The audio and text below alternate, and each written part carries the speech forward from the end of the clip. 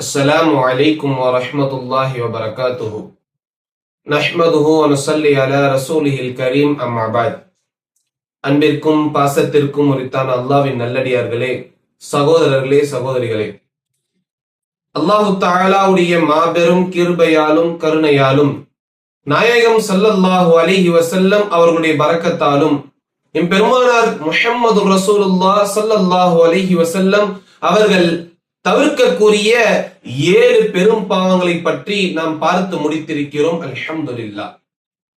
இன்ஷா அல்லாஹ் இன்று முதல் நாம் பார்க்கவிருக்கும் தலைப்புகள் என்னவென்பதை இந்த காணொளியின் மூலியமாக நாம் சிந்திக்கலாம்.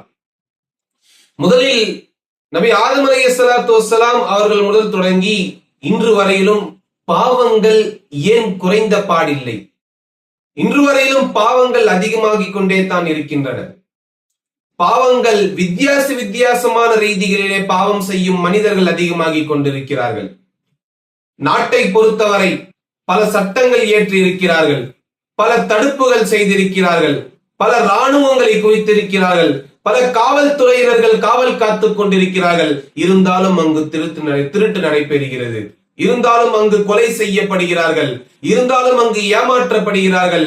இப்படி பல்வேறு குற்றங்கள், எவ்வளவு பாதுகாப்புகள் இருந்தாலும் அதை மீறி நடக்கிறது என்றால் என்ன காரணம் என்பதை நாம் சிந்தித்து பார்க்க வேண்டும். இப்படிப்பட்ட பாவங்கள் பெருகுவதற்கான காரணம் என்ன என்றால் அதற்கு ஒரே ஒரு காரணம்தான், மக்களுடைய மனதில் இறையச்சம் இல்லாததின் காரணம்.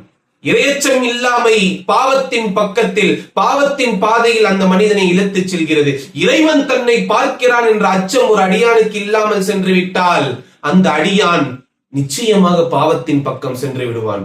தனிமையின் சமயத்தில், முக்கியமாக தனிமையின் சமயத்தில், யாருமே என்ன பார்க்கல, நான் தனியா இருக்கேன், நான் என்ன பாவம்னா செய்யலாம், யாருமே இல்லாத வீட்டுக்குள்ள நான் போறேன், நான் திருன்னா யாரு தெரிய போகுது, இறைவன் இருக்கான் அப்படின்ற ஒரு பயமே இல்லாம செய்பவர்கள் தான் இக்காலத்துல அதிகமானவர்கள்.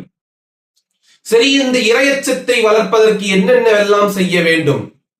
சுவனத்தில் போக வேண்டும், சுவனத்தில் நுழைய வேண்டும் என்று நம்முடைய ஆசை எல்லாம் இருக்கிறது. ஆக அந்த சுவனத்திற்கு முதலில் நாம் ஏற்பாடுகள் செய்ய வேண்டும். அதில் பாவங்களை தவிர்க்க வேண்டும். அந்த பாவத்தை தவிர்க்கணும் அப்படின்னா இறையச்சம் நம்முடைய கல்வியில் வேண்டும். இறையச்சம் என்பது ஒரு பேஸ்மெண்ட்னே சொல்லலாம், இஸ்லாத்துடைய பேஸ்மெண்ட். எந்த அளவுக்குன்னா இந்த இறையச்சம் தக்குவா அப்படின்றதுக்குள்ள 2 பிரியுது. ஒன்னு என்னதுன்னா நம்பிக்கை, நம்பிக்கை, மற்றொன்று ஹஷியத்துல்லாஹ், இறைவனுடைய அச்சம். இந்த 2 விஷயங்களுக்குள்ளாகத்தான் மற்ற எல்லா இஸ்லாமிய கடமைகளும் உள்ளடங்கும். இப்போ இறைவனுடைய அச்சத்திற்கு கீழாக இறைவன் தன்னை பார்க்கிறான், இறைவன் சொன்ன அமல்களை செய்ய வேண்டும் என்பதற்கு கீழாக கடமைகள் எல்லாம் வந்து விட்டோம். அடுத்து ஃபெய்த்னுவாங்க, நம்பிக்கை. இந்த நம்பிக்கைக்கு கீழாக இறைவனை நம்புவது, இறை தூதரை நம்புவது, இறை வேதத்தை நம்புவது, மறுமையை நம்புவது, கபருடைய வேதனை உண்மை என்பதை நம்புவது, அதை போல மறுமையிலே நாம் எழுப்பப்படுவோம் என்ற ஹஷர் உண்மையானது என்று நம்புவது. ஆக இப்படிப்பட்ட மறுமையுடைய வாழ்க்கையை இறைவன் நம் கண் முன்னால் காட்டாமலேயே நாயகம் ஸல்லல்லாஹு அலைஹி வஸல்லம் அவருடைய சொல்லை வைத்து இந்த ஈமான் கொள்ள வேண்டிய முக்கியமான விஷயங்களை நம்புவது இந்த நம்பிக்கைக்குள் வரும். இந்த 2 இடமும் எங்க போய் ஜாயிண்ட் ஆகும்னா தக்குவாக்குள்ள. தக்குவா இருந்தா மட்டும்தான் ஈமானுடைய பேஸ்மெண்டே சரியாகும்.